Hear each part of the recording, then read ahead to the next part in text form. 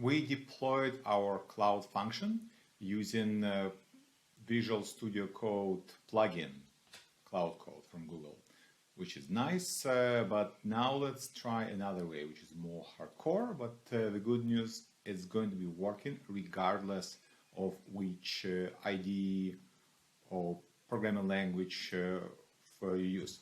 And that's actually using Google Cloud command line. So I'm going to start a command because it will take some time and I'll be explaining it. So we run Google Cloud CLI, we pass a command function deploy, our function name is Vonage SMS, and then we specify parameters such as runtime, Python 3.11, HTTP, entry point, send message, so on. There's one important thing here which we'll be talking while it's building. We specify ignore file, .gcloudignore. Here's the file. And this is very similar to git ignore because we don't want some files to be accidentally copied from our system and delivered into the cloud and stored there because it may include some private information. For instance, in our case, I had in .config directory, I had data.json, which contains this API username and token.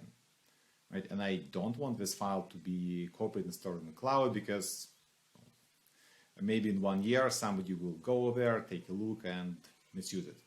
So we put there things which should stay local. Okay, so the function is still building and we just have to wait a bit longer.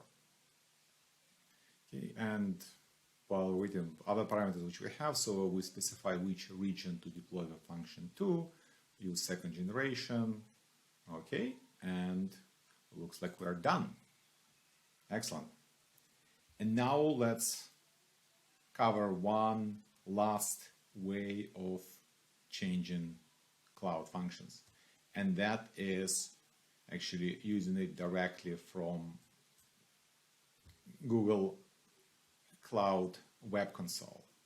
So when I have this function, I can click on Edit, and then I get to the next screen. Well, we see these files which are uploaded to the cloud. Here's the text, and again, for any real development, you should do development on your machine. You should commit the changes to the Git repository and so on. But if we need some quick changes, maybe we just want to add one more parameter. For instance, we want to return this trace ID. We want to show it back to the system so it can identify it better. Okay, so what we do, trace ID equals to,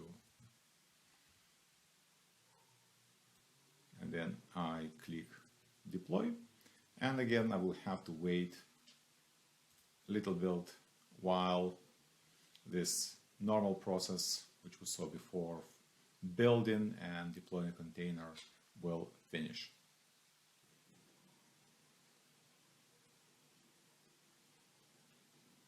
Okay, function is deployed.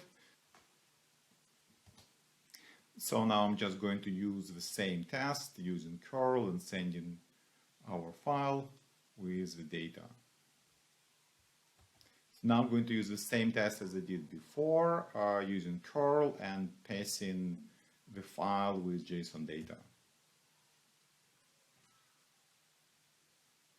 And as you can see, we got back our trace ID, so our changes worked. So we're done with 3 ways to deploy function code to the Google Cloud.